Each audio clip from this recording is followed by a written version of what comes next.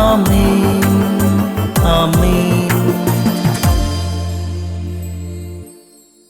യേശുവിൻ്റെ ഏറ്റവും പ്രിയമുള്ള കുഞ്ഞെ, ഉൽപ്പത്തിയുടെ പുസ്തകം 18:14. നിശ്ചിത സമയത്ത് വസന്തത്തിൽ ഞാൻ നിന്റെ അടുത്തേക്ക് തിരിച്ചു വരും.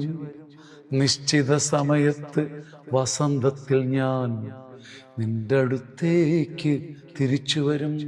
കർത്താവിന് കഴിയാത്തത് എന്തെങ്കിലും ഉണ്ടോ?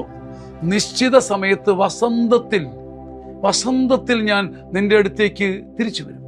അഥവാ ഞാൻ തിരിച്ചു വരുമ്പോൾ നിന്റെ അടുത്തൊരു വസന്തമാണ്.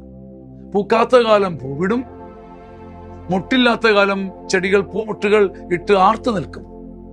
കർത്താവിന് കഴിയാത്തത് എന്തെങ്കിലും ഉണ്ടോ? വരണ്ട പ്രദേശം തളിരണിഞ്ഞ് ആർത്തുപാടും, കുങ്കുമച്ചെടികൾ പുഷ്പിച്ച് തുള്ളിച്ചാടും.